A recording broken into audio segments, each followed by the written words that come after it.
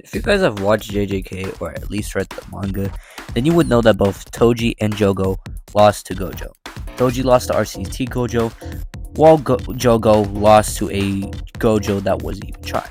And well, with the JJK manga about to come to an end sometime this year in 2024, I was wondering for a little while, what would happen if you put these two in a one-on-one fight, no interrupting, they're in their prime, they're bloodlusted, and they're trying to kill each other, and they're also not nerfed in any way, shape, or form.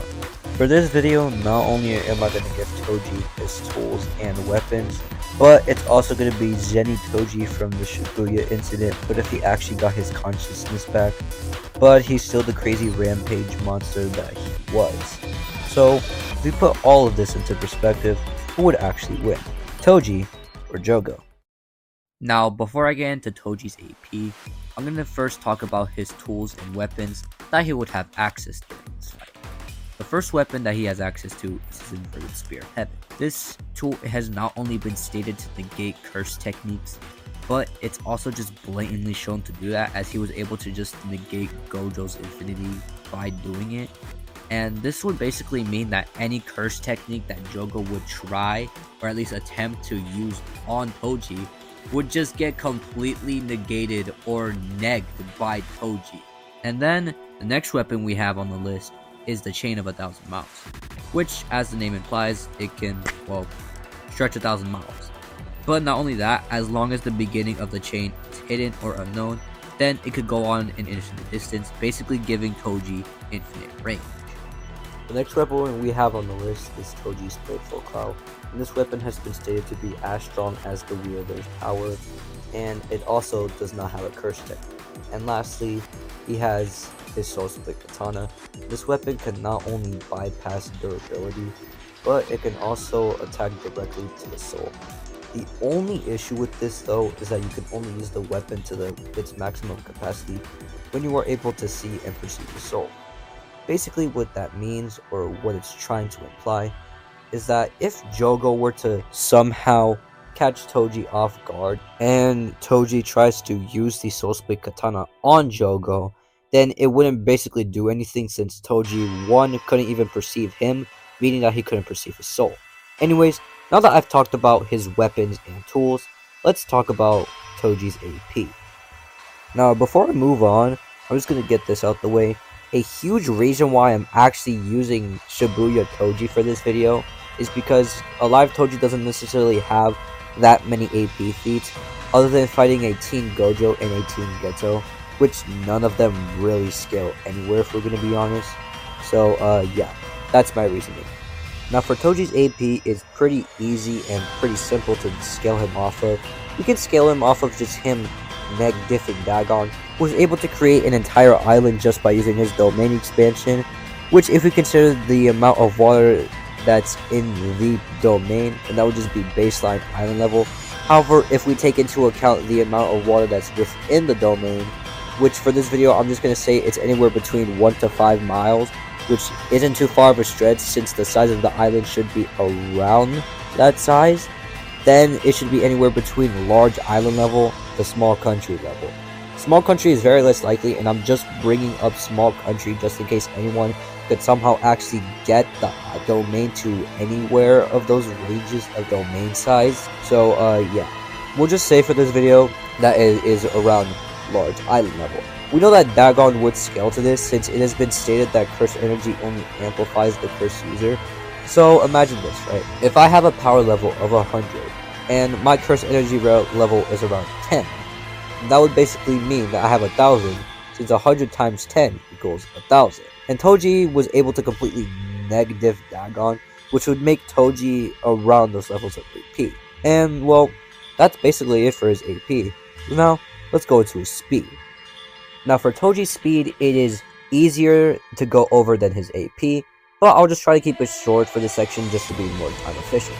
You could blatantly just scale Toji over Goodwill Event Maki, and Maki at that point was able to just catch a bullet at point blank range, which this feat at the lowest has been calculated to be around Supersonic Plus, to the highest being around High Hypersonic. And since a current Maki should obviously be leagues above that version of Maki, that since Shibuya Incident Maki, who should obviously just be stronger than Goodwill Event Maki, Maki literally got cooked up by Jogo in one attack. So that should mean that Toji should obviously be above that feat by a lot, which would then make Toji around the Hypersonic Plus ranges of speed, which I think is an average speed skill for Toji.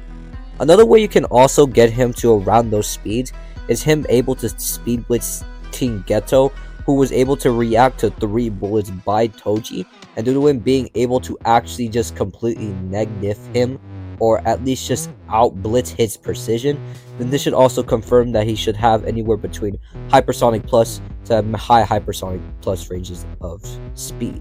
Anyways, now that I've talked about Toji's speed, let's get into his hacks and abilities. Now, Toji doesn't have that much hacks and abilities that we could talk about, but the main thing that we can talk about is his extraordinary perception abilities that he has access to, and also his heavily restriction.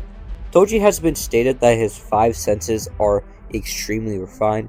This would mean that he's able to do stuff like smell light, see sound, etc., etc.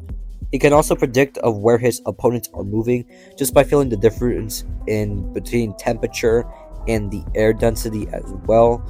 And then there's also his heavily restriction, which gives him an enormous amount of physical prowess in exchange for him having most curse energy.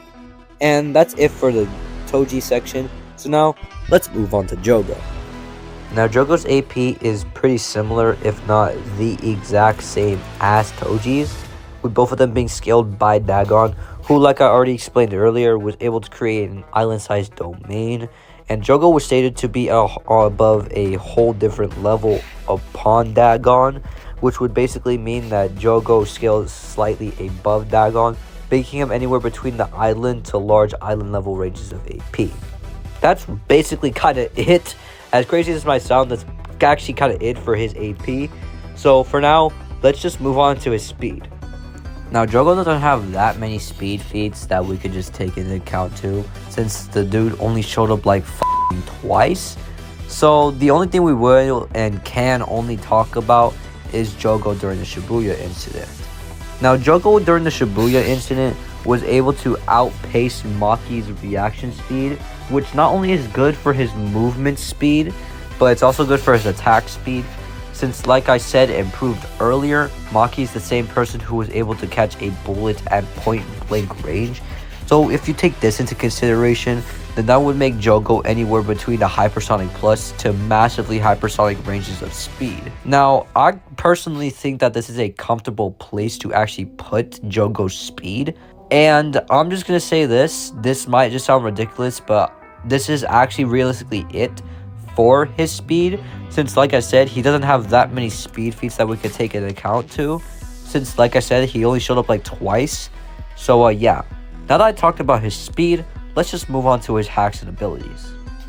Jogo doesn't have a lot of hacks that I could go over, but one of the most important hacks that he does have access to is his domain expansion, Coffin of the Iron Mountain.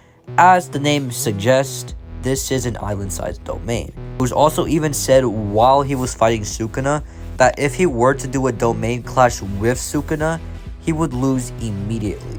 Even Sukuna makes a comment on this and even says that the reason why he wouldn't do it is because of what happened during his fight with Gojo. He also has access and can use domain amplification.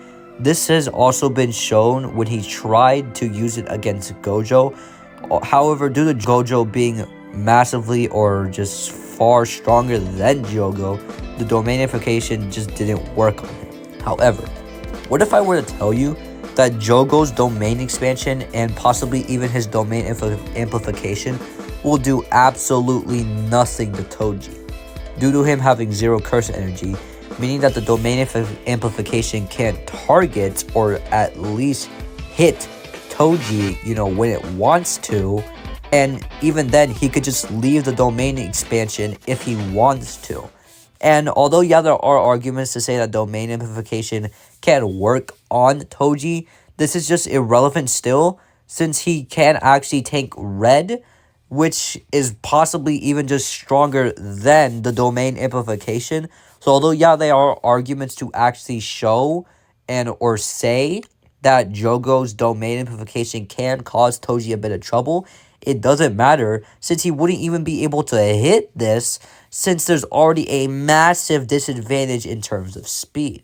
So this would just make Jogo's hacks bad and just downright irrelevant in this fight. I think the winner should be obvious by now. Although, yeah, they have similar AP and speed, and Toji's getting outclassed in terms of hacks, they aren't really going to do much. Since, like I said, his domain expansion and potentially his domain amplification could not even work on him, as not only does Toji have the inverted spear of heaven, which he could possibly just use to neg domain amplification, but he also has zero curse energy. I'm sorry to say this, but I'd actually be surprised if anyone can get into Jogo surviving around a minute or two with Toji, let alone this guy fucking trying. If you guys did enjoy this video, then please make sure to like and subscribe to me. I'm going to try to at least be more so consistent and try to at least upload a video once every 1 to 2 weeks, if not at least once a month. So I'd really appreciate it if you subscribe to me and you guys enjoy my content. You don't have to subscribe to me, obviously, but I really appreciate it if you guys could. Anyways, guys, peace out.